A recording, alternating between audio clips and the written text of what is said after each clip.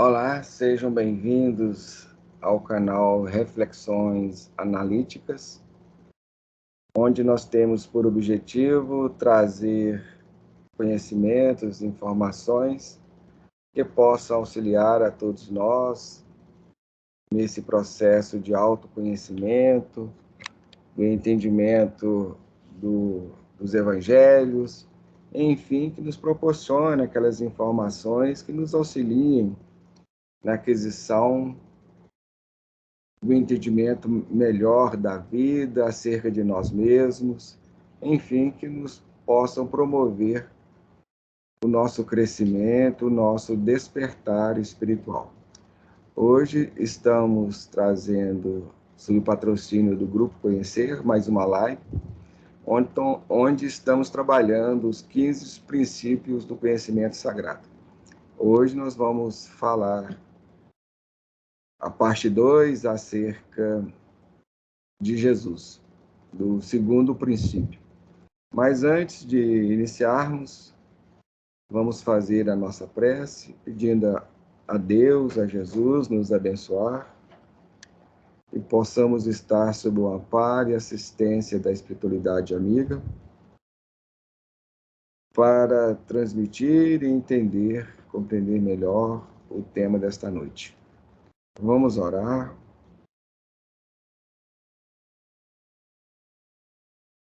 Deus, Pai de infinita bondade,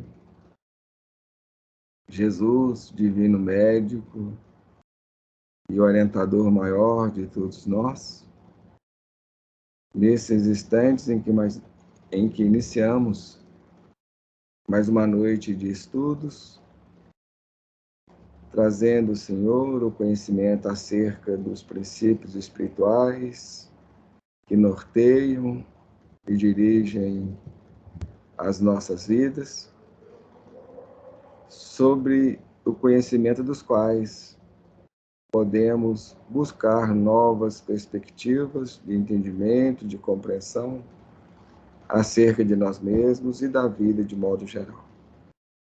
Te pedimos as tuas bênçãos para todos que aqui nos reunimos e nos posicionamos nos dois planos da vida, em busca daqueles elementos que possam nos auxiliar no entendimento de nós mesmos e também promover o nosso crescimento moral e espiritual.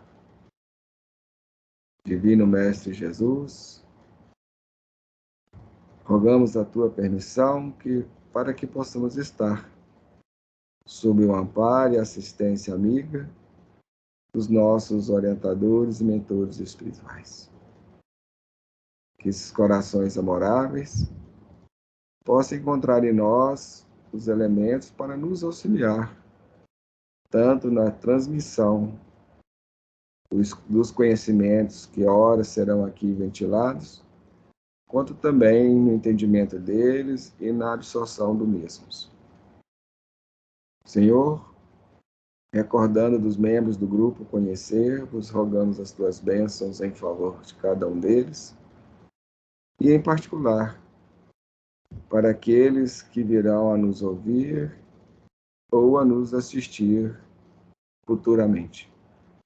Abençoe esses corações e amparam a todos nós nesta jornada em busca do autoconhecimento e do nosso aprimoramento moral e espiritual. E vos pedindo permanecer com todos nós, nos envolvendo nas tuas bênçãos, hoje e agora e sempre, que assim seja. Bom, então vamos compartilhar aí com vocês um pequeno roteiro que nós fizemos aí para acompanhar os estudos. E como nós estamos dizendo, estamos trabalhando nas segundas-feiras os princípios espirituais. Aqueles princípios que o conhecimento sagrado nos traz, que a espiritualidade nos aponta, nos coloca, sobre a luz dos evangelhos.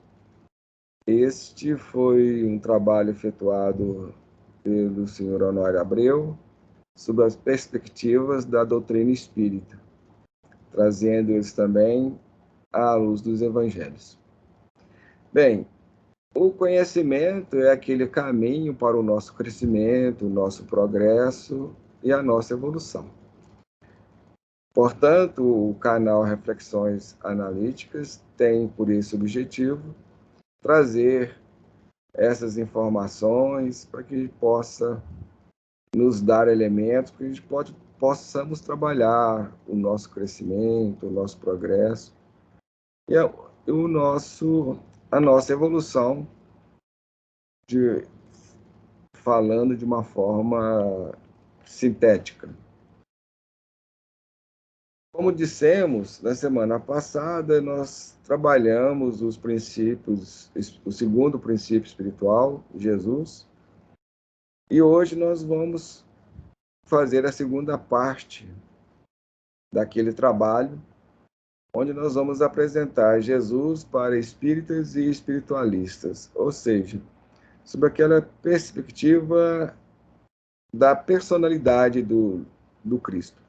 Na semana passada, a gente abordou esse princípio sob o aspecto filosófico, religioso, moral, ou seja, daquele ponto de vista mais amplo, buscando entender Jesus ali como aquele orientador, aquela bússola, aquele norte, aquele modelo que nos foi apresentado, a qual devemos buscar e seguir, e encetarmos os nossos esforços nessa direção de tentar viver aquilo que ele nos propõe. Porque nesse trabalho de vivenciar suas orientações, os seus ensinamentos, nós estaremos trabalhando o nosso crescimento, a nossa modificação em todos os campos do nosso ser, em todas as áreas do nosso ser. E, maiormente, o nosso ser é configurado ou composto de 4 áreas. A gente sempre tem mencionado e abordado isso aqui, que é a área espiritual, a área psicológica, a emocional e a corporal. Então, abrange essas 4 facetas, essas 4 faces. Mas hoje nós vamos falar da personalidade de Jesus, o que se torna um tema bastante polêmico. Existe bastante controvérsias em torno da personalidade do Cristo. É aquilo que nós estamos falando, nós falávamos na semana passada, que Jesus é aquela pessoa sobre o qual mais se tem escrito os livros na história humana. Em todos os meios, na área filosófica, na área religiosa, na área científica, na área psicológica. Ele já foi esmiuçado sobre diversas perspectivas, sobre diversos pontos. Ainda existem diversas polêmicas envolvendo a sua vida, aquilo que ele realizou, enfim. Nós hoje vamos falar um pouco sobre tudo isso aí. Em consequência, nós vamos trazer aqui também muito do nosso pensamento pessoal. Como a gente entende, compreende a personalidade de Jesus, a pessoa, a sua vida, os seus feitos e milagres, inclusive a sua morte também. Obviamente, nós temos a nossa interpretação, as nossas escolhas, dentro daquilo que é colocado e foi exposto acerca da personalidade de Jesus, da pessoa de Jesus. Obviamente, como são temas bastante polêmicos, bastante controvertidos, nós escolhemos aquela linha, aquela direção que consideramos ser a mais verdadeira, ou pelo menos mais próxima da verdade. E isto não vai de encontro a muitas visões que são apresentadas, desde Allan Kardec, passando pelos espíritas, por diversos médiuns e outras também de outras escolas religiosas, que se intitulam cristãs ou não, enfim.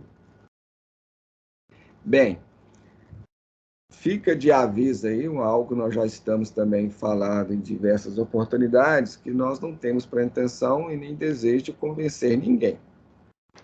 Apenas vamos apresentar aquilo que temos aprendido, vamos apresentar as motivos e as razões das escolhas que efetuamos sobre aquilo que viemos a conhecer, e vamos trazer as nossas argumentações, e no final vocês decidem por si mesmos qual caminho vocês escolhem, ou seja, qual daquela ideia ou daqueles conceitos que foram apresentados vocês consideram ser melhor para vocês.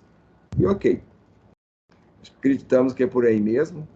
A verdade, ela é imutável, universal e única, e um dia todos nós vamos estar diante dela e vamos pagar o preço pelas nossas posições, pelas nossas escolhas e pelas nossas atitudes.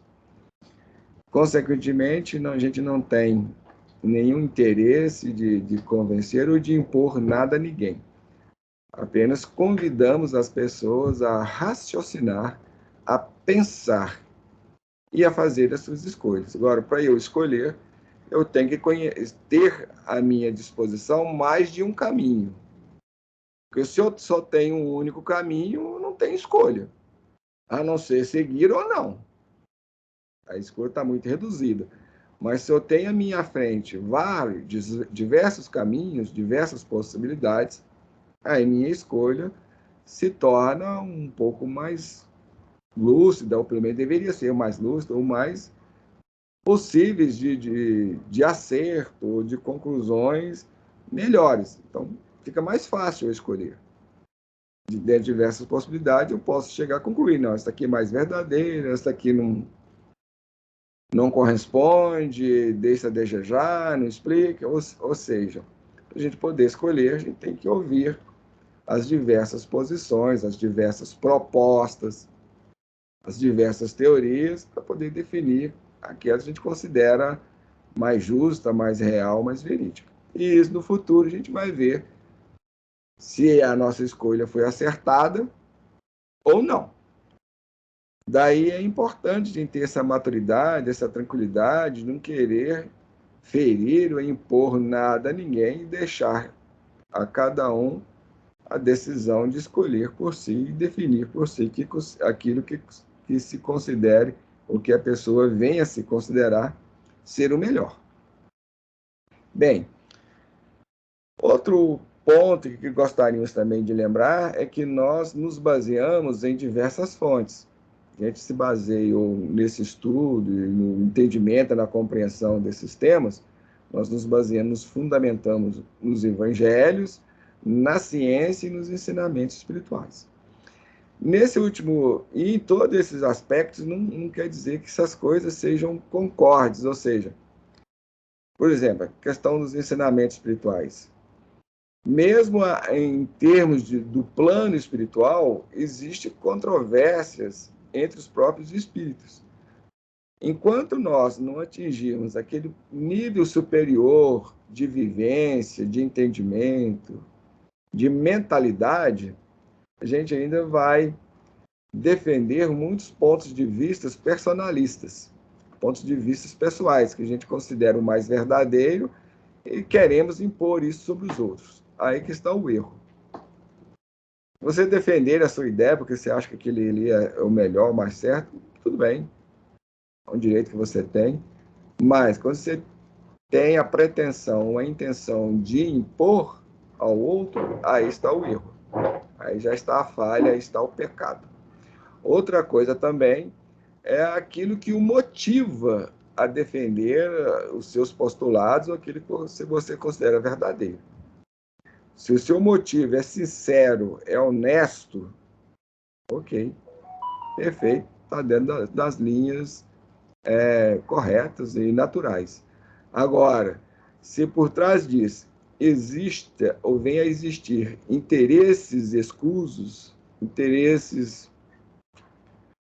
que desvia desse primeiro princípio que a gente colocou, Ou seja, você sabe que aquilo ali não é tão certo assim, você desconfia, mas você vai defender aquilo por uma razão ou outra. Aí também já está o erro, está o pecado.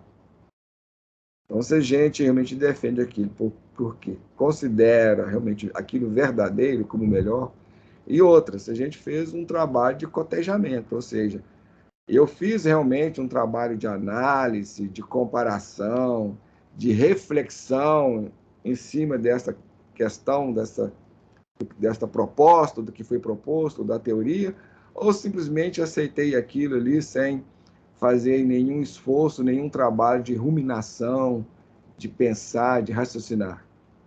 Então, isso pesa, e no futuro, quando nós estivermos diante da própria consciência, nós vamos nos julgar corretamente e acertadamente, porque diante da nossa consciência espiritual, ela fala e nós acatamos.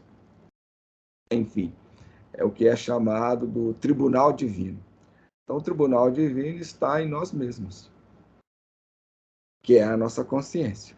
E ela vai apresentar a verdade nua e crua, sem possibilidade de subterfúgios. A gente pode até tentar aplicar algum subterfúgio, escapar daqui, fugir dali, já pode até conseguir por um determinado tempo. Mas fazer isso indefinidamente e para a eternidade é impossível. Então, vamos nos pautar dentro das linhas do bom senso e desta sinceridade e honestidade que é necessário que tenhamos para conosco mesmos e a partir daí para com os outros. Ok? Bom, então aqui nós não vamos mencionar nomes de pessoas, de médios ou de instituições específicos. Isso é um ponto de vista. Vocês vão ver aí médiums, espíritas, pessoas, religiosos de diversas linhas, com as suas propostas, com as suas colocações, com as suas observações. Nós não vamos mencionar isso, exceto aqueles que a gente vamos falar, por exemplo, a pessoa fulano de X tem essa proposta aqui, nós a consideramos melhor. Aí não há como não mencionar a pessoa, porque ela é o autor da ideia, da teoria do conceito. Então aí, mas falar assim, que o fulano, ciclano pensa assim, ou defende essa ideia ou aquela ideia, aí vamos tentar evitar ao máximo fazer essas referências pessoais. Bom, apenas vamos dizer que nós, já de início, gostaríamos de lhes informar a todos que nós não concordamos com várias propostas ou visão de pessoas, ou mesmo de espíritos, e até mesmo do próprio Allan Kardec, aí o codificador da doutrina espírita. Nesse sentido, a gente coloca no livro A Gênese, onde o codificador vem fazer defesa de diversas ideias que ele tem, o entendimento dele, ele consegue, nós consideramos que seja dele, pessoal dele. Não há outras referências que não sejam. Nós já lemos todas as revistas espíritas, todos os livros que ele publicou, aqueles mais importantes, os menos importantes, e não vimos lá nenhum espírito defendendo as ideias que ele vai defender no livro A Gênese. E mesmo que tenha algum espírito defendendo, não quer dizer que esses espíritos estejam com a verdade. Porque qual é a diferença entre o mundo espiritual e o mundo material? Nenhuma, praticamente. Da mesma forma como aqui nós temos pessoas que defendem as ideias mais esdrúxulas, no mundo espiritual também.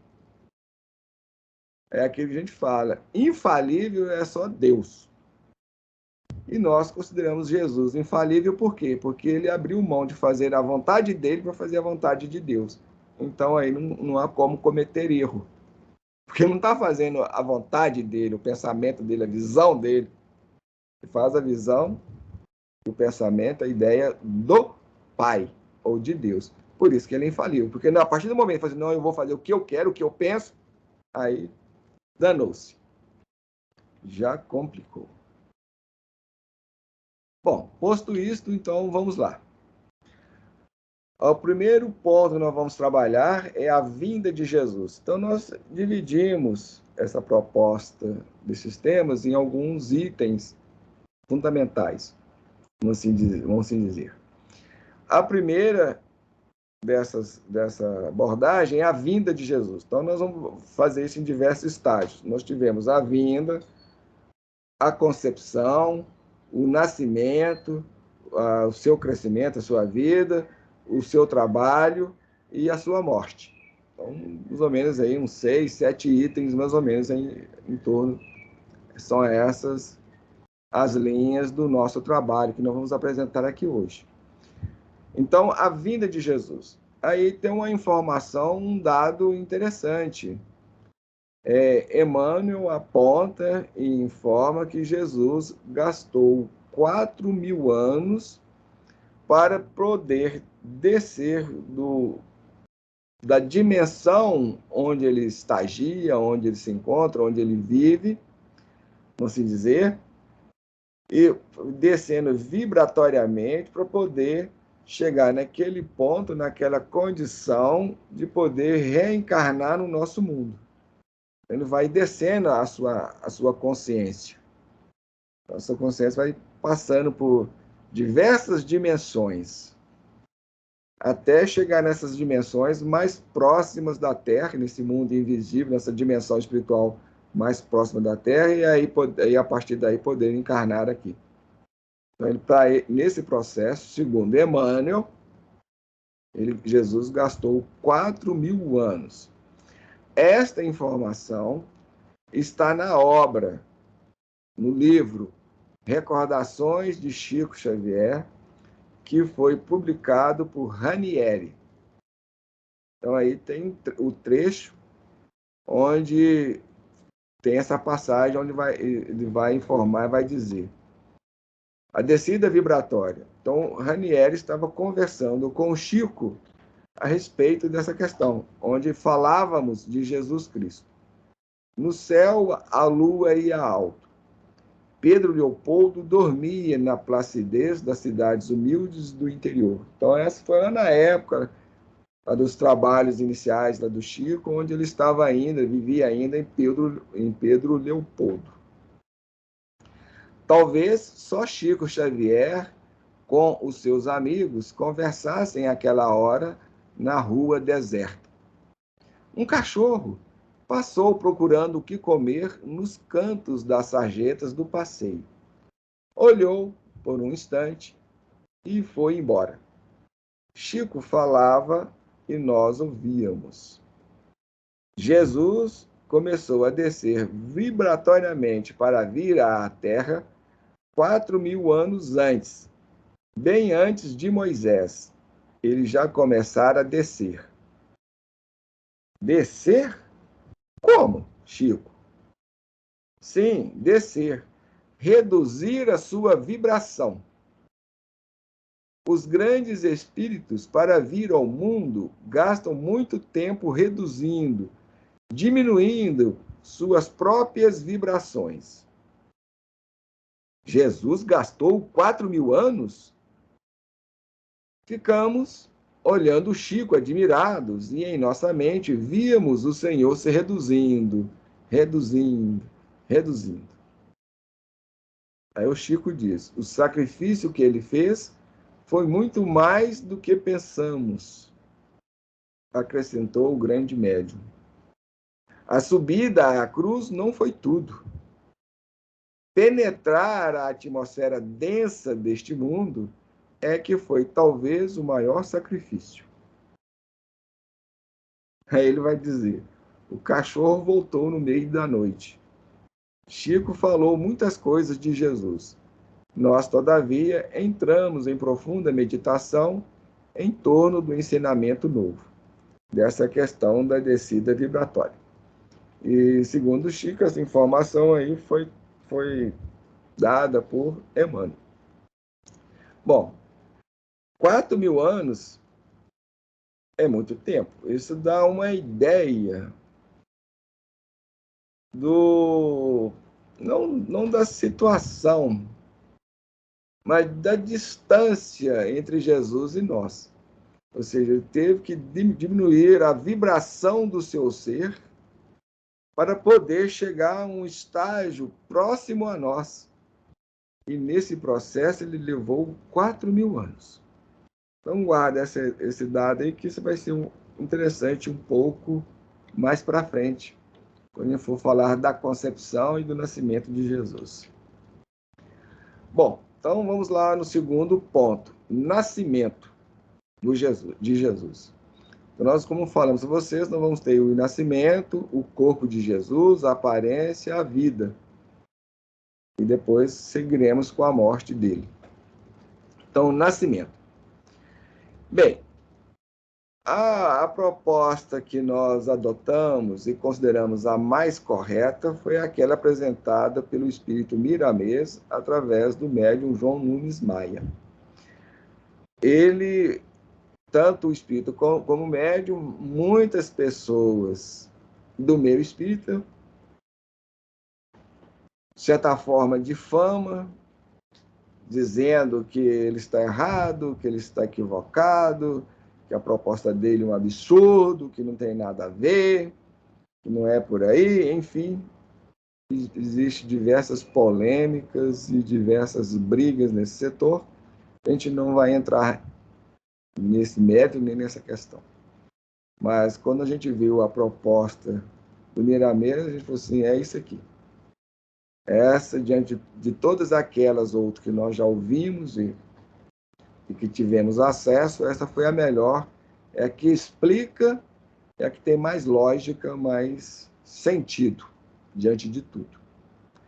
Então, nos evangelhos, nós vamos ter lá a anunciação. Os melhores registros em torno disso está em Mateus e em Lucas. Lucas, como a gente sabe, ele não teve contato direto com Jesus, mas o próprio Emmanuel, na sua obra Paulo e Estevão, informa que Lucas foi um discípulo de Paulo e Paulo queria escrever um evangelho com base nas informações de Maria, mãe de Jesus.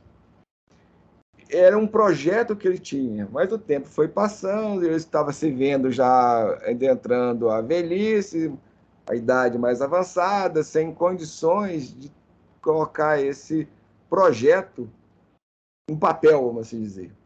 Aí ele pede Lucas para ir até Maria e fazer isso, tomar as anotações dela, que aquelas informações que ela tinha não poderiam ser perdidas. Então, considera-se que o Evangelho de Lucas, pelo menos essas partes iniciais aí, foi aquela visão, aquela descrição, foi aquela narrativa que Maria fez para Lucas. Ok? Muito bem. Então, outras informações que é mais ou menos conhecida e aceita em todos os meios aí, é que José era bem mais velho do que Maria. E o Miramês vai colocar, vai expor, vai narrar que, na verdade, esse casamento entre José e Maria foi uma tramóia do templo de Jerusalém, em que já sabia da profecia acerca do nascimento de Messias e que ele nasceria de uma virgem. Então, essa questão da virgindade de Maria, isso já era algo profético, que vários já tinham profetizado antes, bem antes, lá no Velho Testamento, né, tem profecias falando sobre isso. Então, o Sinédrio, sabendo disso, aí, e vendo que Maria era uma pessoa diferenciada, uma pessoa especial, destacava da maioria, eles vão e obrigam ela a casar com José. Se ela estava casada com José, aí a concepção do Messias não poderia ser real, verdadeira, estaria sobre um ponto de discussão, porque ela não era virgem, não seria virgem, porque ela já era casada. Olha, você vê, isso lá 2000 e tantos anos atrás, uma discussão que se prorroga até hoje. onde existe embate sobre essa questão, onde muitos vão dizer que Maria transou com José e fez sexo ali da onde veio e nasceu Jesus. Bom, aí complicou tudo. Esse outro ponto aí, sexo entre José e Maria. Bem, se isso é verdade, se houve ali um conúbio carnal entre os dois, aí nós vamos ter que jogar muita coisa para fora, no lixo. A começar do Evangelho de Lucas. E nesse caso, se isso é verdade, então Lucas é um mentiroso. Ele mentiu, ele enganou, ele distorceu, e Maria também. Porque já que, segundo todos os dados e todas as informações, Maria que contou a história, narrou para a história, para Lucas a sua história. Então, existe uma mentira em tudo isso aí. E realmente, aquelas profecias também podemos jogar no lixo, ou seja, Jesus não é o Messias, porque, segundo as profecias, o Messias nasceria de uma virgem. E se ela não era virgem, então danou-se. Aí nós estamos diante de realmente um problema sério. Então, aqueles que defendem o sexo entre Maria e José, por favor, pega o Evangelho de Lucas, principalmente, rasgam a ele, bota fogo e esquece. Está todo errado, é tudo uma mentira. Todo um engano. Está enganando. E Mateus também começa a complicar, porque Mateus informa que José tensionava deixar Maria porque ele considerava que aquele filho não era dele. Então, se ele fez sexo com Maria, como é que ele podia tensionar, abandonar a Maria porque aquele filho não era dele? Por que ele tinha essa intenção de abandoná-la? Mas se ele fez sexo com ela, ele era o primeiro a saber que ele é o pai. Ou senão, Maria, então, aí já caía em outras linhas mais complicadas. Aí, gente, nem queremos falar o título do que ela era. Ou seja, ela traiu José e teve algum caso por fora. Só pode. É a única explicação que tem do Evangelho de Lucas e de Mateus. Já que ele tensionava deixá-la, e aí? Fica bastante complicado. Mas a proposta do Miramês é bastante esclarecedora, explica, e ele vai nos informar que, na verdade, o que houve foi uma inseminação artificial. É interessante a gente ver médiuns por aí falando que isso é absurdo, que não existe isso. A única forma que tem de se conceber o ser é através do processo natural da relação sexual entre o homem e a mulher. Quando? Hoje em dia, a ciência está aí mostrando bebê de proveta. É interessante porque naquela época eles não davam esse nome, né? Inseminação artificial. Mas não tinha este nome, então... não era um processo, vamos dizer, normal e natural, assim, acessível a qualquer um. A ciência não estava avançada ao ponto suficiente, mas mesmo naquela época, se soubesse, algumas técnicas você poderia até fazer isso. Você faz isso com gado, ou com animais, mas com a mulher também é possível. Se você pegar o esperma, conseguir inserir no útero da mulher, a concepção se torna possível. Inseminação artificial. Então, essas pessoas que falam isso aí, defendem esse conúbio carnal entre Maria e José, eles estão realmente comprando uma situação bastante complicada, porque eles estão falando que Lucas mentiu, um hipócrita, um enganador, Mateus também vai pelo menos pelo mesmo caminho, Maria também, porque então...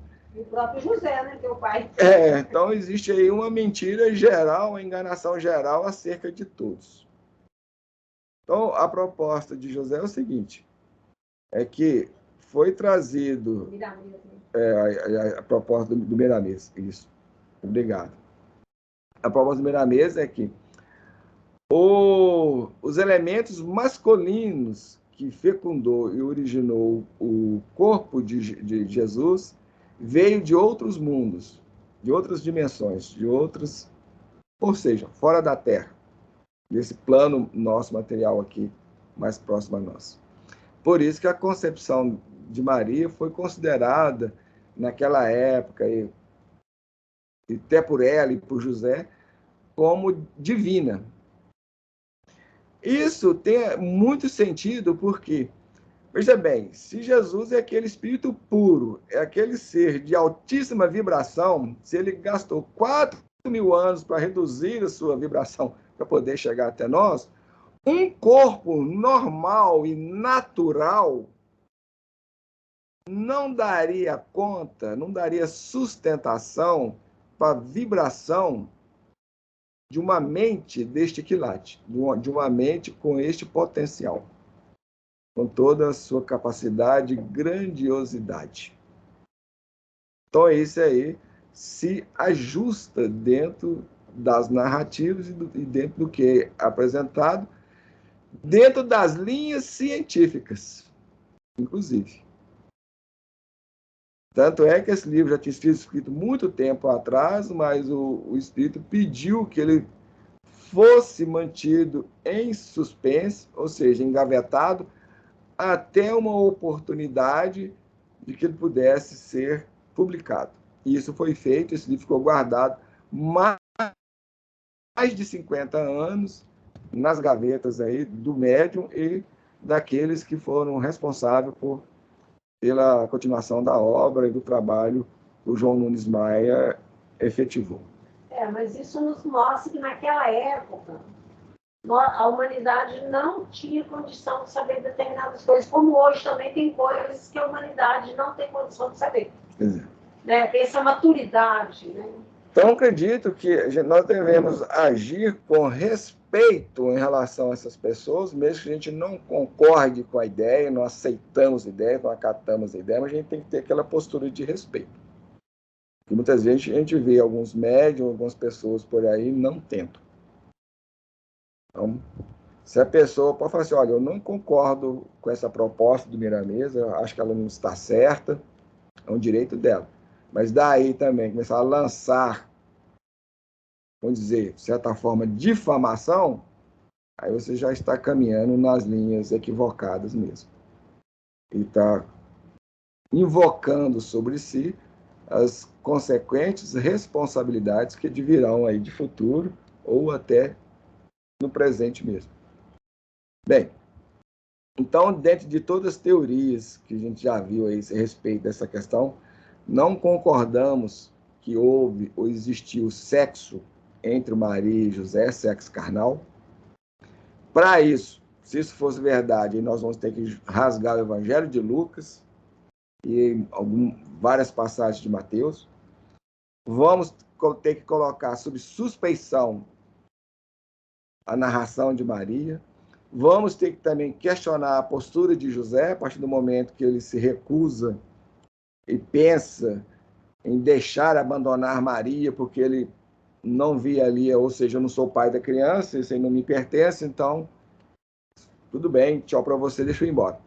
Tanto é que quando José estava pretendendo já, planejando sair, o anjo aparece para ele e diz, não faça isto, porque o estado de Maria é uma questão divina, não humana.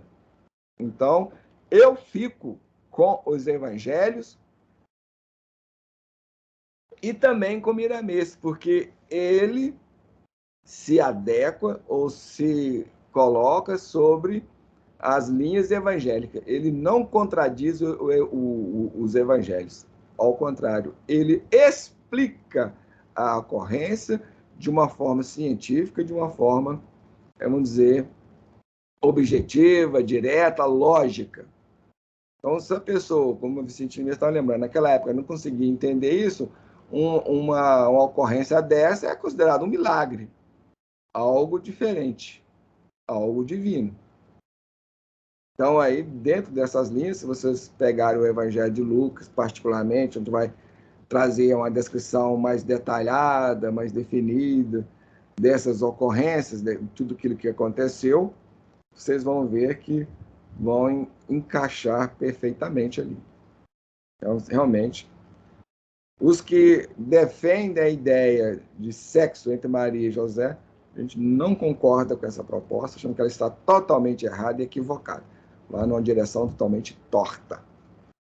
Então, somos daqueles que defendem essa concepção, vamos dizer, mais divina do ser, da pessoa de Jesus, e isso vai também explicar e esclarecer diversos pontos, diversos aspectos, como nós estávamos já dizendo. Para um espírito do potencial de Jesus, do seu nível evolutivo, que é considerado dentro das linhas espíritas como um espírito puro, um corpo normal, vamos assim dizer, não suportaria esse impacto vibratório. A carne não daria conta dessa sustentação. Então, o lado material, físico, mais próximo a nós em relação ao corpo de Jesus, veio de Maria. E com essa inseminação vinda de mundos mais avançados, então ele deu um diferencial ao corpo. Daí, inclusive, porque dentro das linhas genéticas, se Maria fez sexo com José, a aparência de Jesus teria que ser mais próxima à do povo judaico, de onde algumas linhas da ciência e de pensamento vai defender que essa aparência de Jesus, que é apresentado pela religião católica e por diversas pessoas, não pode ser verdadeira, ou seja, essa não seria a aparência de Jesus, porque ele teria que ter a aparência mais própria ou relativa ao povo judeu. Isso é uma questão genética, biológica, não tem como quebrar isso ou negar isso.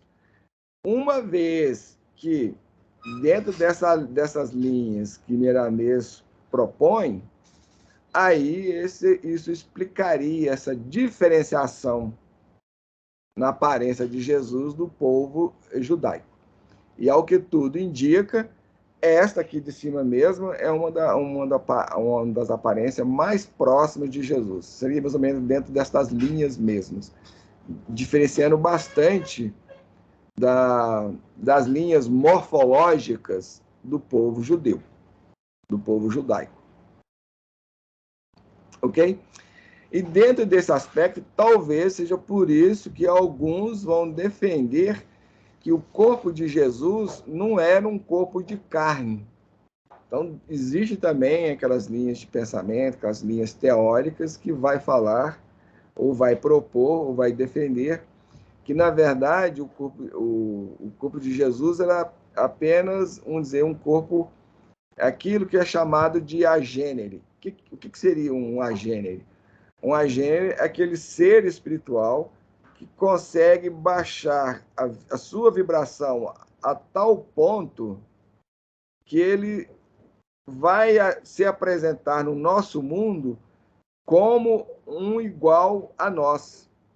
Então, segundo algumas informações, segundo algumas linhas aí de pensamento, de tese que alguns defendem, por exemplo, alguns espíritos conseguem se materializar no nosso mundo a tal ponto, eles reduzem a sua vibração a tal ponto, que se você encontrar com ele, você vai achar que é uma outra pessoa normal, comum, e vai se confundir totalmente. De tanto que ele condensou ou baixou o seu tônus vibratório ao nosso nível. Esse tipo de manifestação é conhecida ou designada de agênere. E alguns vão falar que o corpo de Jesus é desse tipo, ou seja, ele era um corpo fluídico, era um corpo de energia materializado ao nosso nível. Então, ele não era um corpo de carne e sangue. Consequentemente, não seria um corpo humano. Dentro dos nossos padrões, dentro dos nossos quesitos, a gente entende um corpo humano composto de toda essa parte biológica nossa. Sangue, fluidos, órgãos, células, tudo isso aí. Então, alguns defendem essa linha. Mas nós também não concordamos com ela. Segundo entendemos, segundo compreendemos, na verdade, Jesus teve sim um corpo de carne. E isto aí, dentro das linhas milanesas, é claramente explicado e claramente definido. Então, o corpo de Jesus é um corpo de carne, não igual ao nosso, não igual, mas era diferente, até mesmo para poder esse corpo suportar e dar lastro ou condições dessa mente, desse potencial mental ou de ser que Jesus é e representa. Então, todo esse arcabouço de condições de situação. Bem, a aparência de Jesus. Aí nós vamos falar sobre isso, nós vamos referir a isso em relação ao Santo Sudário e diversos filmes evangélicos. Então, assim, existem diversos apontamentos, diversas indicações que realmente essa aparência de Jesus é essa aí mesmo aí. Chico Xavier confirma isso. Alguns médiuns que teve a oportunidade de psicografar, ou de ver, ter essa visão, também confirma esse tipo de coisa aí. E essa aparência, a confirmação material disso aí, a gente podemos encontrar no Santo Sudário. Existe também alguns filmes evangélicos também, de pessoas da área evangélica que viveu algumas experiências extraordinárias. Existe hoje diversos filmes apontando nessa direção, por exemplo, O Céu é de Verdade, 60 Minutos no Paraíso, diversos filmes da linha evangélica, onde eles foram fazer esses filmes baseado naqueles fatos, naqueles relatos de pessoas que viveram algumas experiências extraordinárias, que dentro da área das linhas espiritualistas é chamado de experiências mediúnicas, experiências de quase morte, etc. Onde algumas pessoas que tiveram contato com Jesus, segundo eles informam, mais ou menos é dentro dessas linhas e meia, em torno dessa aparência mesmo. E fora outros médiuns aí que têm relatos em torno disso. Bom, enfim, agora, um ponto de comprovação material desta aparência de Jesus, nós a encontramos no Santo Sudário. Então, essa aparência que é proposta pela Igreja Católica, que nós temos acesso aí abundantemente, é verdadeira e está mais ou menos dentro das linhas. Vamos dizer, pequena diferença aqui e ali, mas em linhas gerais é isso aí. E isso está confirmado pelo Santo Sudário. O Santo Sudário é real. É real. Não é uma fraude nem uma farsa, não. Ele é verdadeiro. Houve todo um trabalho científico em cima do sudário, de pesquisa, de datação, mas nos testes iniciais que foram feitos, houveram divergências. Eles situaram a data do Santo Sudário na Idade Média e tudo mais, mas aí já existem pesquisas que foram feitas mais avançadas, tudo isso aí, que foi desmentindo tudo isso aí. Inclusive, tem um documentário muito bom, chamado Santo Sudário mesmo. Uma pena que essas questões, né, como não fazem muito sucesso, aí, isso se perde, esses documentários, mas eu assisti esse documentário há bastante tempo. É um documentário antigo, não é algo novo, não, já há bastante tempo. Esqueci o nome lá do cientista, também nem pesquisei para saber, porque isso para mim é uma questão também que, sabe, não tem muita importância, gente. Para mim isso aí não... O que importa é que ele ensinou, o que ele orientou. Isso aí para mim é importante. Agora, essas coisas para mim é de menos importância, mas a gente está trazendo aqui só para a gente, vamos dizer, situar ou colocar a verdade no seu devido lugar. Se as pessoas não quiserem aceitar, aí é um problema de cada um, mas ela está posta. Não vai ser por falta de informação que as pessoas serão enganadas. Porque eles têm aí a nossa proposta e as outras propostas. Porque os outros não colocam as coisas dentro dessas linhas mais isentas, mais impessoal. Eles colocam as coisas dentro de um partidarismo, de um personalismo próprio pessoal e tenta defender o seu ponto de vista de forma bastante personalista. O que a gente procura, estamos procurando aqui evitar caminhar dentro dessas linhas. Nós estamos colocando aquilo que nós consideramos ser verdadeiro e as diversas opções que vocês têm por aí, vocês definem e decidem qual vocês consideram a mais correta. Então, nessa questão do Santo Sudário, houve confirmação, um estudioso aí, não lembro mais o nome da pessoa, que fez todo um trabalho de pesquisa, ele comprovou que o sudário é um material orgânico. E o material orgânico, se não souber guardá-lo, preservá-lo, ele pode ser contaminado. E foi isso que ocorreu. O Santo Sudário, ao longo do tempo, ele foi contaminado em diversas épocas, em diversos momentos. Aí, quando foi fazer a datação, aí houve esse erro, esse equívoco de datação. Mas isso é porque, em função da contaminação do material, porque ele é um material orgânico, pano, tecido é um material orgânico. Daí onde é possível esse trabalho. E nesse documentário, o rapaz mesmo mostra lá, eles fizeram todo um trabalho dentro das linhas, usando laser, programas tridimensionais, e realmente confirma que realmente é verdade. Aquela imagem do sudário ali só poderia ser gravado no tecido a partir de uma explosão atômica. Mas isso nós vamos falar quando a gente for falar da morte de Jesus e do desaparecimento do seu corpo.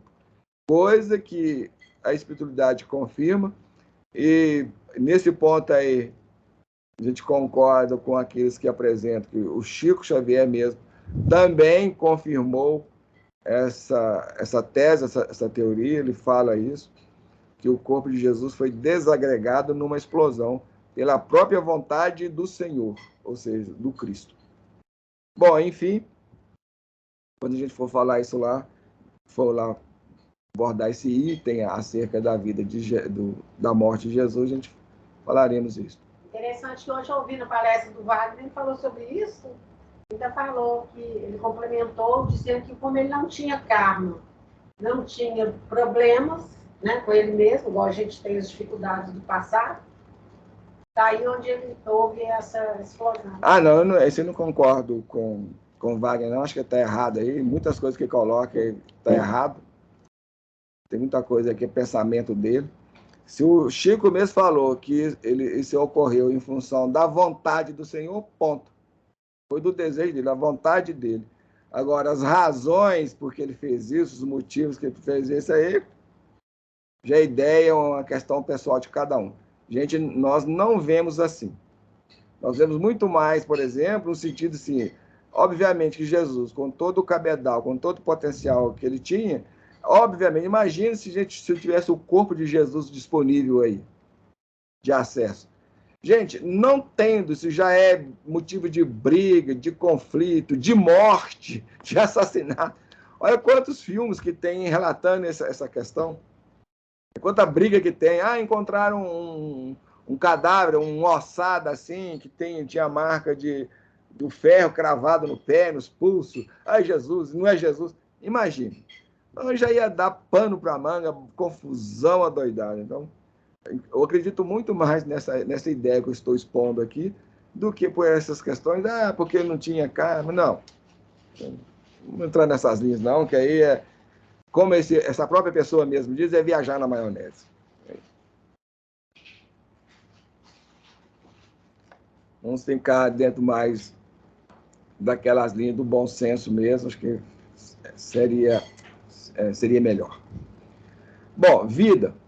Da infância até os 30 anos. Isso também é pano para manga. Existe muita polêmica, muita discussão, muito disse que me disse, e é um mistério. nós não sabemos o que de fato aconteceu nesse período. Porque até um certo tempo, por exemplo, Jesus criança, lá indo visitar, quando ele foi apresentado em bebê ainda, para Zacarias, no templo, para aqueles rituais judaicos lá, ele criança discutindo na porta do templo lá com os doutores. Então existe um registro ainda. Mas depois ali passou disto, existe um silêncio total ali, sei lá, dos 7 anos, sei lá quantos anos, aí também não se tem ideia também, porque eles falam de criança, mas não afirma qual seria a idade dele. Não tem esse registro. Pelo menos até onde a gente sabe. E até os 30 anos, então, o que ele fez? Bom, se Jesus coloca, olha, meu pai trabalha até agora, eu trabalho também, então acredito que ele estava na luta, no trabalho. Aí essa questão de afirmar que ele estava na carpintaria de José, ajudando José lá, também, gente, sabe, não que ele não tenha ajudado, que não tenha contribuído, que não tenha feito, mas falar que ele estava lá o tempo todo, servindo lá, se preparando, aí também me poupe. Me poupe disso aí, porque se ele precisasse de algum preparo, então ele não é Jesus. Ele é outra coisa qualquer. Que um ser que é governador do mundo, que construiu o mundo, segundo essas próprias pessoas mesmo defendem. Por que ele vai precisar de preparo para fazer seu trabalho? Não, não dá. Também existe aqui também a tese, a teoria de que ele esteve entre os essênios, aprendendo ou ensinando os essênios, e também a gente não vemos assim, não. Olha, pode ser que ele teve até contato com tudo isso aí, passou por tudo isso aí, mas não no sentido de ficar lá ou ter necessidade de aprender, de se preparar, de se formar, porque se a gente for olhar dentro desses aspectos, então Jesus não é Jesus. Ele seria um de nós, igual a nós, comum a nós, porque não tem sentido.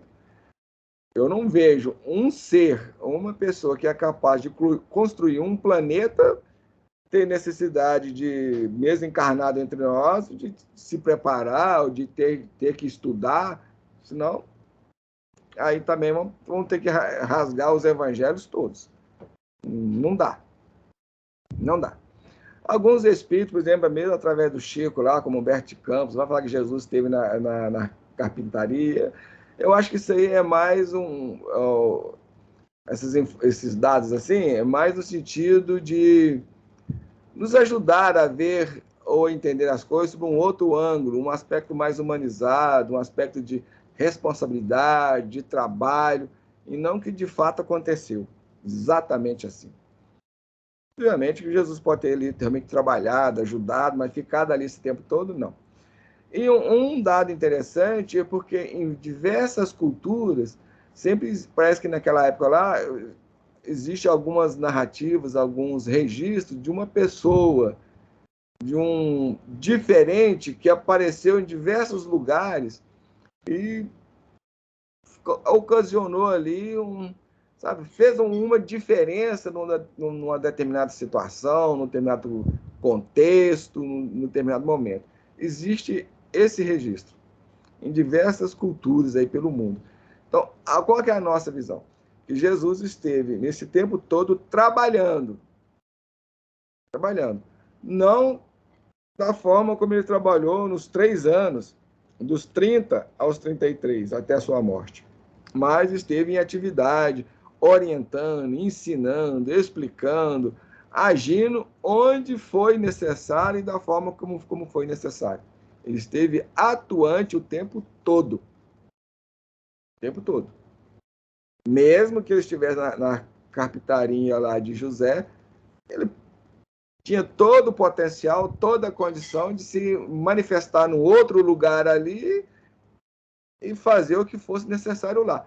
Se a gente vê relatos de pessoas iguais a nós, ou bem bastante próximas a nós, manifestando esses potenciais, essas capacidades, na Igreja Católica mesmo existe lá registro de pessoas que eles tornaram santos, E como é que chama, Vicentina, aquele santo lá? Tomás, lá, São Tomás, que desdobrou ou apareceu em 2 lugares ao mesmo tempo?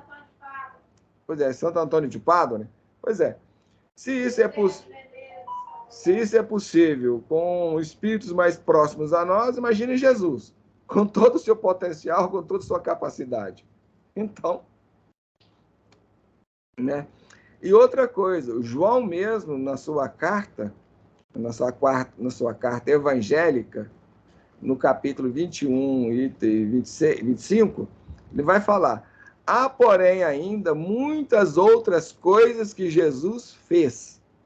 Se todas elas fossem relatadas uma por uma, creio eu que nem no mundo inteiro caberiam os livros que seriam escritos. Então, Jesus trabalhou muito mais, fez muito mais, de forma anônima, porque Jesus não veio aqui para aparecer, nem para se mostrar, nem para se dar como mais interessante, mais entendido ou melhor qualquer coisa. Interessante porque o do Antônio de Pádua, como ele estava dando aula na sala de aula, que ele apoiou um pouquinho na mesa e descansou, como se estivesse dormindo, né? E os alunos todos o viram deitado, apoiado na mesa.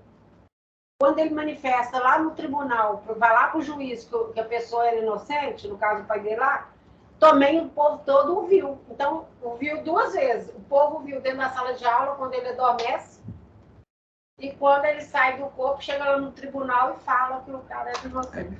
Então, não tinha como negar. Esse tipo de fenômeno que a Vicentina está relatando ali é chamado de ubiquidade, ou seja, você está em 2 lugares ao mesmo tempo. Então, você imagina, se uma pessoa, igual essa que a Vicentina está relatando aí, trazendo aí para nós, é capaz de fazer isso, assim, imaginemos Jesus, com todo o seu potencial, com toda a sua capacidade. Então, assim, o que nós entendemos é que Jesus esteve todo o tempo atuando e agindo e trabalhando pelo bem, pelo desenvolvimento, pelo progresso dos seres humanos.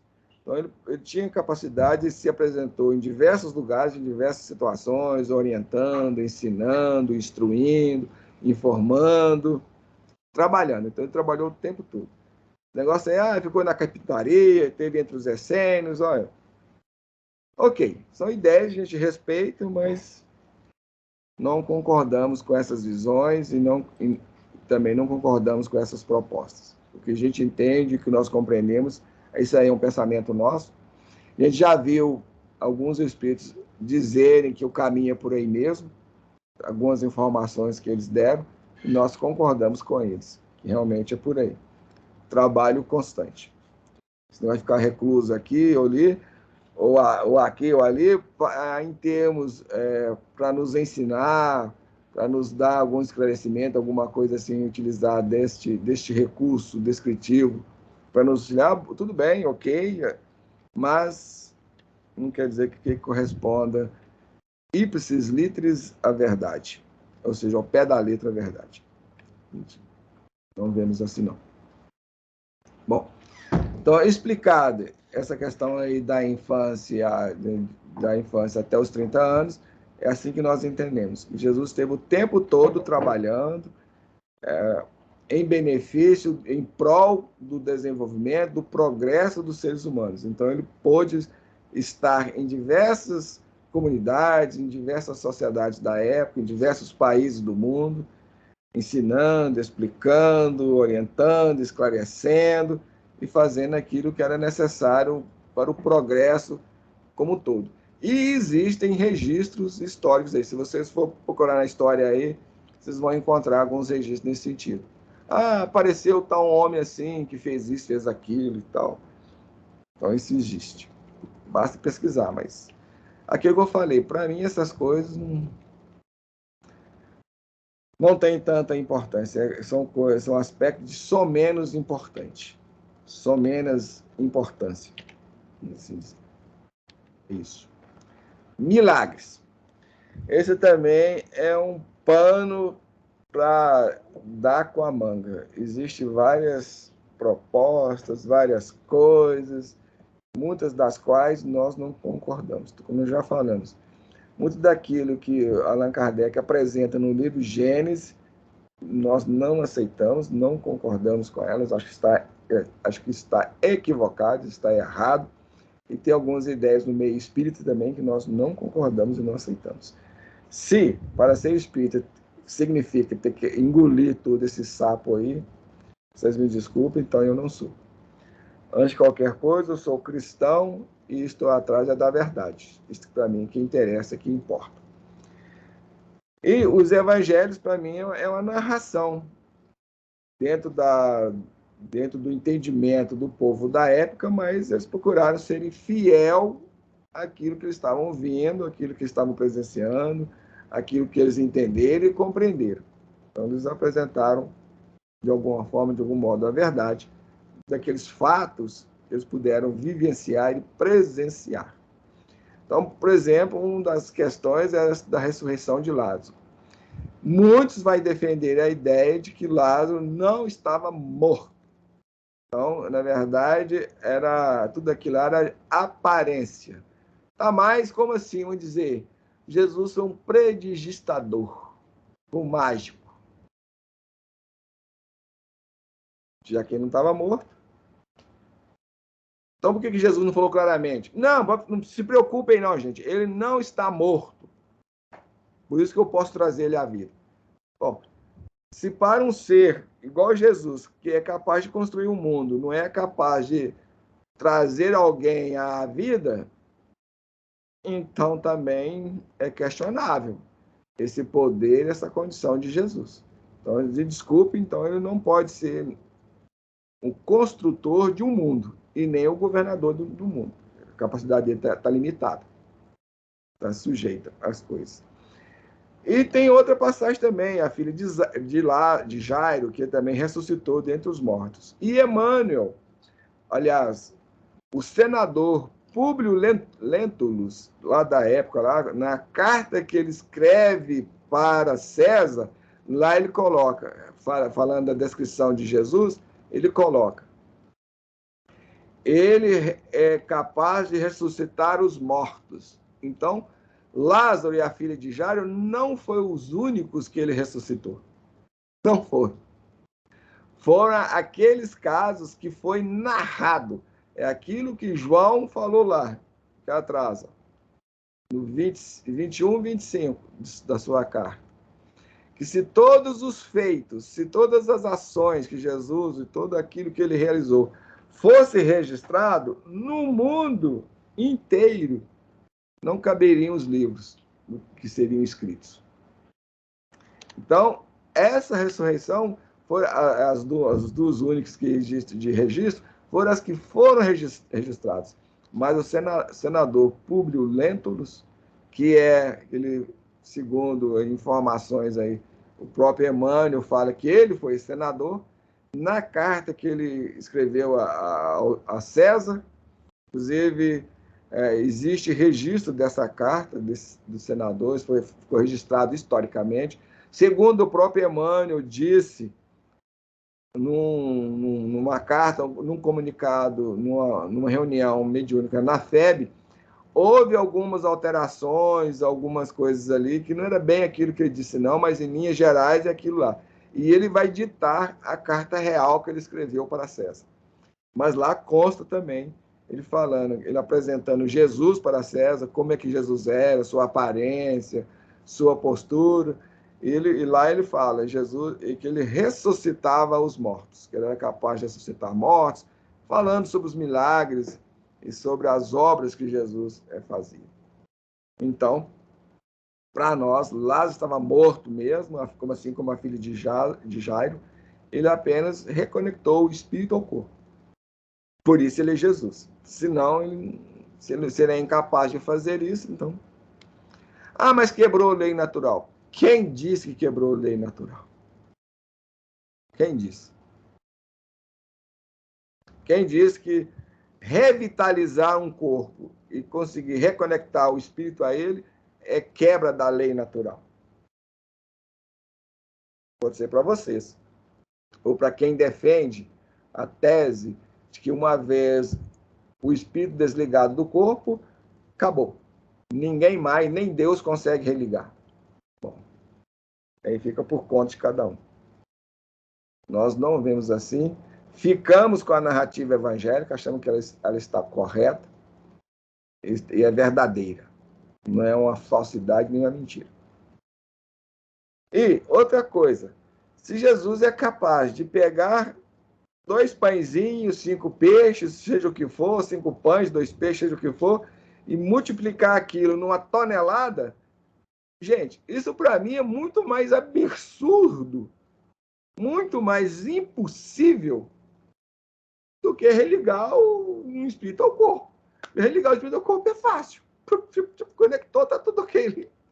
Agora, pegar, multiplicar a matéria, materializar, isso para mim é muito mais difícil, muito mais complexo.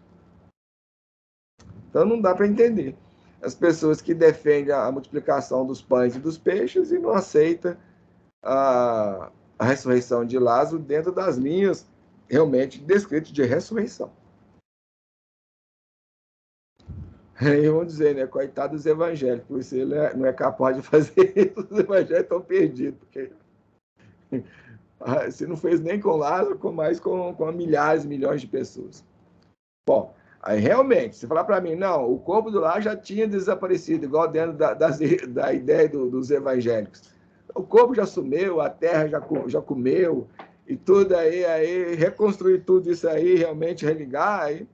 Mas se Jesus estivesse aqui, se ele foi capaz de multiplicar pães e peixes, também para ele seria possível, seria viável. Eu poderia reconectar os átomos outra vez, criar um corpo outra vez e fazer a conexão. Qual que é o problema?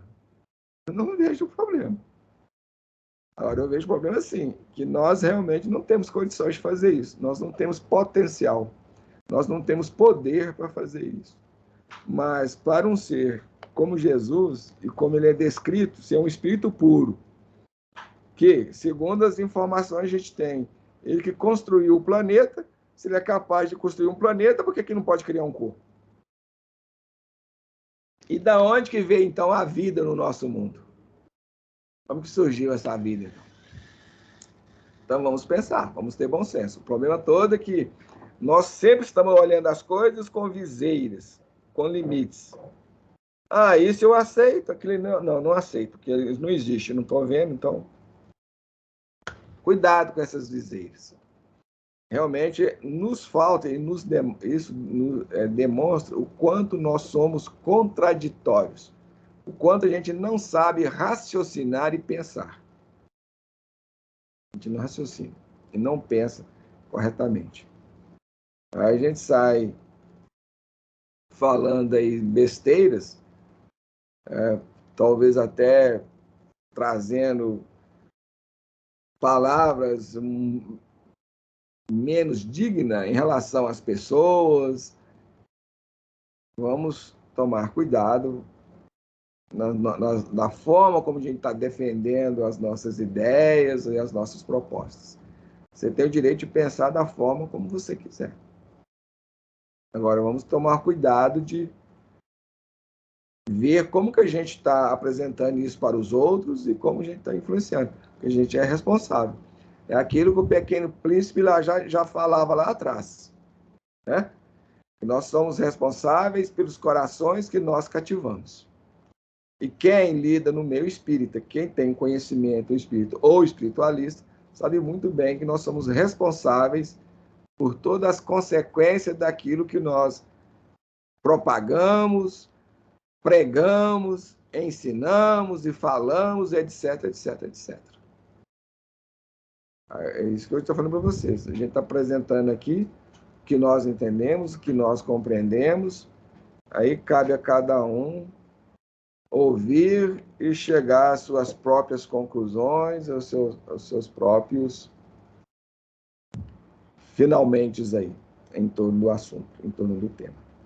Bom, o último item que falta em relação a tudo isso é a respeito da morte de Jesus e relacionada ao corpo de Jesus.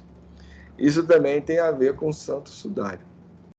Realmente o corpo de Jesus desaparece, o corpo físico, material de Jesus desaparece, não é encontrado, os próprios o pessoal do Sinédrio da época, lá, junto com os romanos, levantaram a tese de que o corpo foi roubado, que é a única explicação isso que eles tinham. Mas, segundo os testemunhos dos discípulos, eles não fizeram isso. Então, a gente acreditamos neles, porque até mesmo nenhum corpo foi encontrado. Os panos foram encontrados, as vestes, que é o santo sudário. E aquilo que nós já estamos falando para vocês. Nesse estudo que esse cientista lá leva a efeito lá, com diversos especialistas, onde eles tornam a fazer a datação do santo sudário, aí o cara vai colocando lá os empecilhos que a Igreja Católica colocou no processo de estudo e de investigação, mas ele consegue lá levar a efeito lá as pesquisas e definir lá, utilizando vários recursos mais avançados nisso, e ocorreu mais ou menos, essa pesquisa foi em torno, foi depois do ano 2000, é algo assim, um pouco mais recente. Em relação a nós hoje, tem bastante tempo. Então, algo aí de 15, 20 anos atrás, mais ou menos, aí, que essas pesquisas foram feitas. Esse documentário, provavelmente, talvez, se procurar no YouTube, ele pode ser encontrado. Uma pena que é o tipo de coisa que todas as plataformas deveriam deixar isso disponível. Quem produziu isso devia deixar isso disponível, acesso ao público, que é muito interessante esse documentário, muito bacana, a investigação que o cara faz, as pesquisas, lá, as conclusões. Então, nessas investigações dele, ele vai provar que o santo sudário é verdadeiro. E não só o santo sudário, não. Tem um outro pano também, que está em algum museu do mundo aí, na mão de alguém por aí, que eu esqueci, que é um pano que vai coberto o rosto, ficava por baixo, acho que de santo sudário. Ele também é verdadeiro. Esqueci o nome, tem um nome específico desse pano. Seria tipo de uma toalha, dos rituais lá da época lá dos sepultamentos. Né?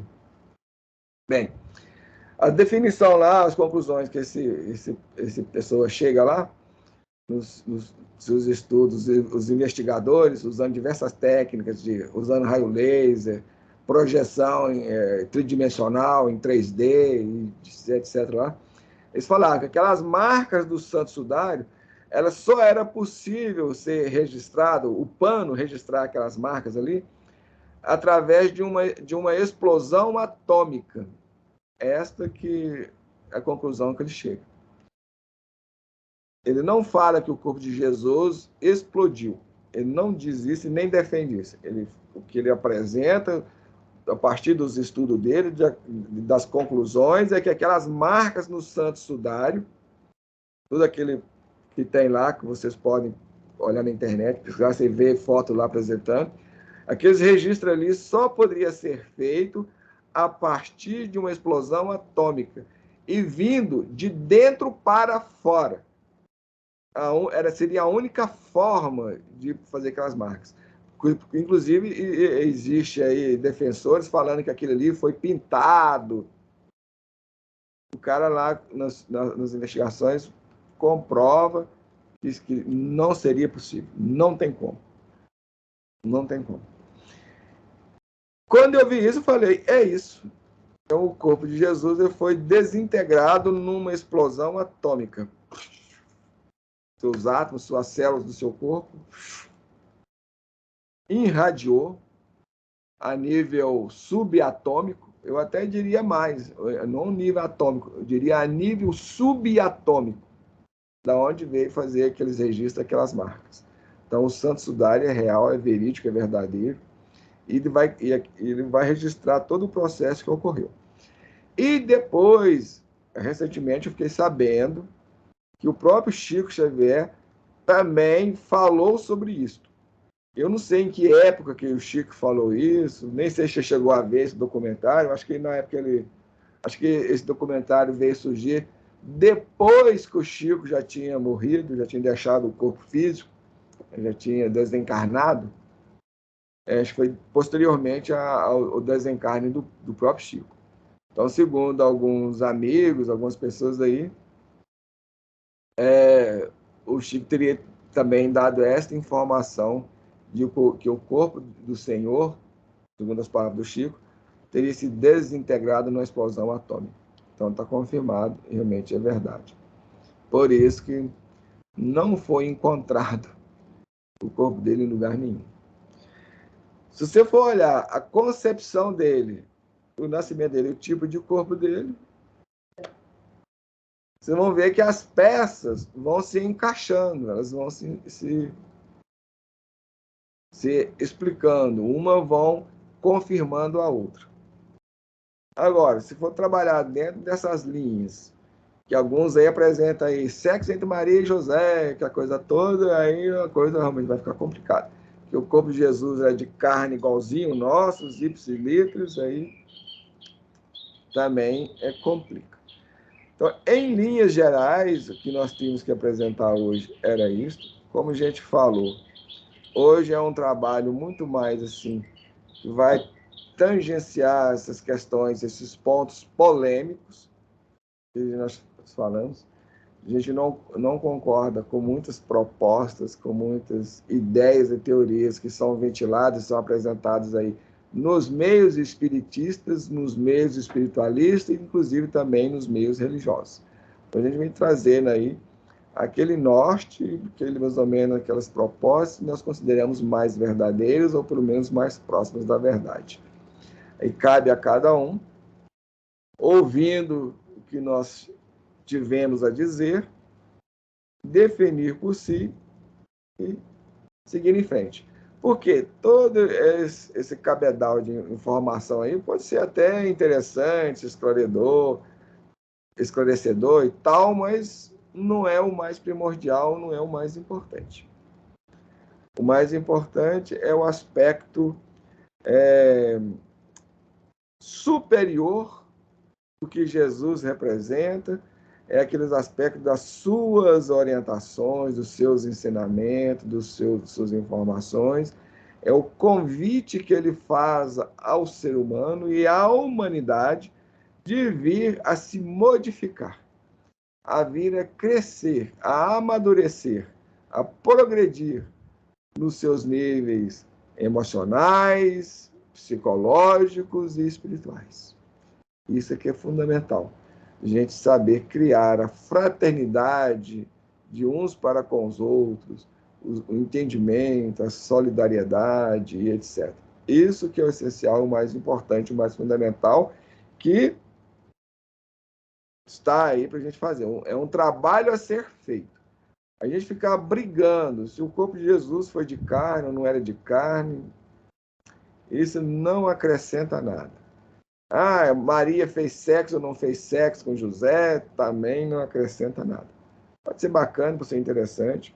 Você pode arrumar um monte de justificativos, mas a gente entende e compreendemos que tudo isso aí serve muito mais para dividir, para disseminar desentendimento, grupos, um contra o outro, direita contra esquerda. Mais uma vez, o ser humano é sempre assim. Sempre tem lá os seus opositores e os seus que são a favor. Sempre aqueles que apoiam e aqueles que vão contra. Parece que faz parte da situação do ser humano. E enquanto nós não priorizarmos a verdade acima de tudo, a gente vai ainda viver dentro dessas linhas. Então, o importante não é defender meu ponto de vista pessoal, o que eu acho, o que eu penso. Não. A gente tem que buscar a verdade. É a verdade. Agora, alguns vão falar, mas isso que você pensa é mentira, é falso, não é verdadeiro. Ok, é o direito de cada um. Mas dentro das linhas daquilo que foi apresentado, a gente considera isto aí mais verdadeiro, mais correto. E apresentamos algumas das argumentações em prol disto. Por exemplo, essa questão lá do sexo entre Maria e José, a gente não vê como isso ser verdade. Então, teríamos que pegar o evangelho de Mateus, particularmente de Lucas, principalmente, e botar fogo nele. Aí, realmente, ok, então. Ou senão, eles mentiram. Aqui a gente falou. Eles não foram honestos, não foram sinceros, tentaram enganar a gente aí e apresentar um Messias que não era Messias. Então, é uma questão de bom senso, é uma questão de lógica. Tá aí. É isso. Você teria alguma coisa a mais a falar, Cidinha, acrescentar? Não, eu estou pensando aqui que para nós que somos espíritas, já temos esse conhecimento, a resenha que você fez foi muito boa. Assim, eu gostei, bem esclarecido, coerente. Aí estou pensando aqui, aquelas pessoas que vêm assistir e que não tinham esse conhecimento, apesar de, igual você disse aí, isso aí não vai mudar nada em relação, né? Porque o importante é o efeito de Jesus. Mas isso é uma coisa que fica nas pessoas, de modo geral, fica essas incógnitas. Então, assim, vai ser muito bom, porque a coerência está muito grande, a verdade está nítida. Eu acho que isso dá um respaldo muito forte, um fortalecimento para a pessoa. Principalmente aquelas que não tinham conhecimento nenhum a esse respeito. E desta forma que foi colocado, entendeu? Diante da doutrina espírita. Obrigado. Bom, é aqui que nós falamos. Essa segunda parte, em referência a esse tema, o segundo princípio, né, de Jesus, nós estamos apresentando aqui aquele estudo, aquela proposta de olharmos para a personalidade do mestre, a pessoa. Então, nós rastreamos a sua vinda, a sua concepção, o seu corpo, a sua vivência, os seus atos através dos milagres e tudo mais, né? E também a sua morte. Nós trouxemos diversas explicações, informamos, existem propostas divergentes, propostas que vai contra isso que nós estamos colocando. Então, tem essas outras propostas aí, mas que nós entendemos, que nós consideramos ser o melhor, ser o mais verdadeiro, é por aqui, é dentro dessas linhas. E apresentamos algumas argumentações para vocês aí pensarem, pautarem, analisarem aí e chegar às suas próprias conclusões. Enfim, a verdade, todos nós, sem exceção, um dia vamos poder estar frente a frente com ela. Esperamos que quando a gente retornar ao mundo espiritual, porque todos nós vamos retornar para lá, a gente pelo menos tenha a abertura e aquela condição de buscar a verdade e não defender os nossos pontos de vista personalistas e pessoais. Isso não nos cabe. O nosso trabalho deve ser dentro das linhas científicas. Então, porque a ciência ela busca a verdade. Ela vai investigar, ela vai pesquisar, ela vai procurar entender, compreender e replicar os experimentos para chegar, para confirmar os seus pontos ali, as teorias. Isso que é importante. Agora, se a gente se acirra no ponto de vista pessoal, não o meu que está certo, o seu está errado, aí complica. A gente entrou numa linha de complicadora. Que aí eu não estou defendendo a verdade e nem estou em busca da verdade. Estou querendo impor meu entendimento e meu ponto de vista. Aí complicou. Se alguém amanhã me apresentar uma ideia melhor, eu abro mão. Então, por exemplo, dentro da questão da concepção do corpo de Jesus, nós temos a proposta do Miramês que eu considero a melhor de todas, de tudo que eu já vi, que já li, eu já li muita coisa em relação a isso. Então, essa proposta e a proposta lá do sexo entre Maria e José, para mim, não bate. Até mesmo porque aí, se eu for considerar isso como verdade, eu vou ter que pegar o Evangelho de Lucas, principalmente, como falei, botar fogo nele, porque aí um engodo, é uma mentira. E eu não acredito que o apóstolo venha ou fez isto. Não, se eu acreditar nisso, eu vou ter que colocar em suspeição todo o Evangelho. Aí realmente fica muito complicado. Muito complicado. Agora, para tentar reduzir tudo aos nossos parâmetros, aí também é bastante complicado. Bastante complicador. Jesus realmente era uma pessoa diferente. Bastante diferente. Uma pessoa bastante, no mínimo, diferente. Distinguia do ser humano normal do ser humano comum.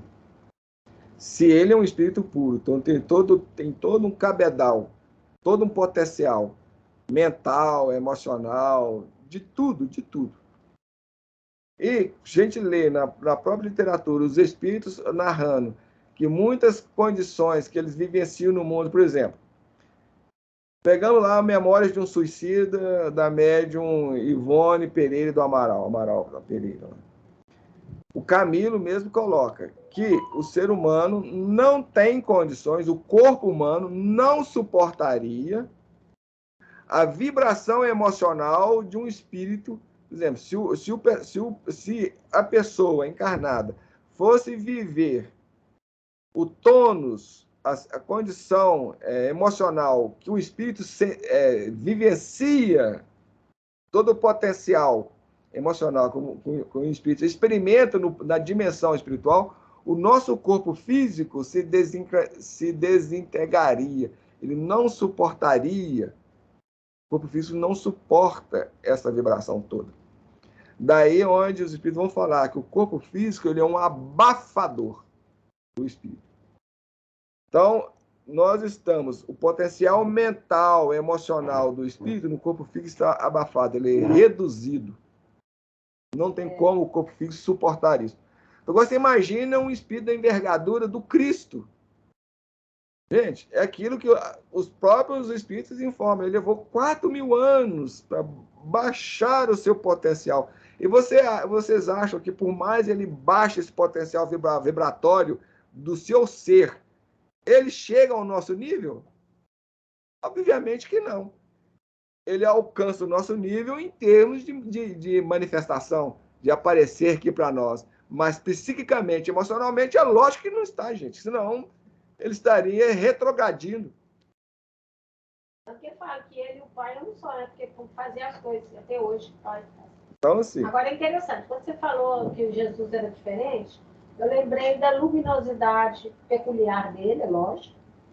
E também tem uma coisa que uma vez alguém me falou que eu achei muito interessante, porque tem muitos e muitos anos, deve ter uns 30 anos. Eu falei, gente, como que eu nunca tinha pensado nisso na época? Igual ele falava lá para 5.000 pessoas, sem microfone, não tinha microfone. Como que a voz dele, a riqueza dele, o tônus vital dele, chegava para 5.000 pessoas? Ele é o segundo. Aí você vê que a grandiosidade dele. Segundo os relatos, ele às vezes fez discursos para uma multidão de milhares de pessoas. E como é que a voz dele alcançava toda essa multidão?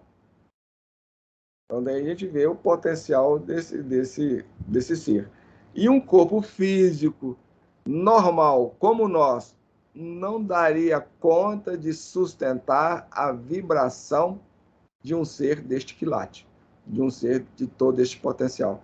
Então, o corpo físico dele tem que ser necessariamente diferenciado do nosso. E é aquilo que você falou no primeiro dia desse estudo aí do Jesus, né? De Jesus. Que a evolução dele foi feita em outros mundos, né? Porque às vezes a pessoa vai ouvir daqui para frente e não ouviu o estudo que você fez sobre isso, né? Então vai mostrando a grandiosidade dele, né? Por isso que ele gastou 4.000 anos para ir reduzindo para chegar até aqui. Então nós convidamos aos amigos e amigas aí acompanhar os estudos desses princípios fundamentais do conhecimento superior, conhecimento sagrado, conhecimento espiritual, como vocês quiserem designar. Nós já no primeiro princípio, Deus, a gente fez uma introdução lá, apresentamos quais princípios nós vamos estudar, nós vamos apresentar as ideias, vamos conversar a respeito. E este é o segundo princípio, é a segunda parte do segundo princípio. Nós convidamos a vocês verem a primeira parte do segundo princípio, que é Jesus. Então nós temos lá, o primeiro princípio é Deus, o segundo Jesus, e o terceiro é Espírito, que nós vamos falar a semana que vem. Então, deixa aí o convite para vocês para nos acompanharem no próximo estudo, onde a gente vai abordar um pouco sobre essa questão do que é o Espírito, ou seja, quem somos nós. Ok? A gente agradece a todos aí e vamos aí agradecer a Deus, a Jesus, pela oportunidade e por todas essas informações que nos têm alcançado.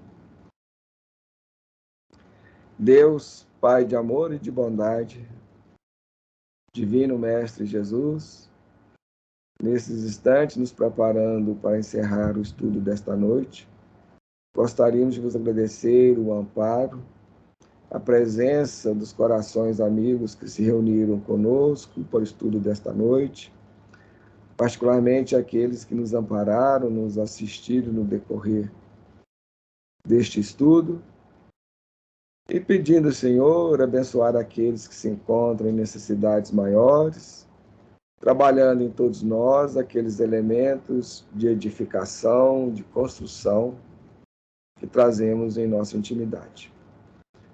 Pedimos ainda abençoar todos os corações que aqui mencionamos, quer se encontrem no plano espiritual ou no plano físico. Deixemos nossos agradecimentos a Miramês, ao médium João Nunes Maia e a todos os outros que aqui mencionamos, Senhor. Agradecido por todas as dádivas que temos recebido, por todas as bênçãos, e lembrando daqueles que virão a nos assistir ou ouvir de futuro, te pedimos, em favor de todos eles, abençoa esses corações e que eles possam compreender e entender tudo aquilo que temos apresentados e descobrir, Senhor, os caminhos que os conduzirão à verdade. Assim pedimos por nós mesmos, te rogando, permaneça com todos nós, hoje, agora e sempre, que assim seja. A todos aí o nosso muito obrigado e até segunda-feira que vem, no próximo estudo. E também na quinta-feira nós temos o estudo aí do tema vida. Até lá. Tchau.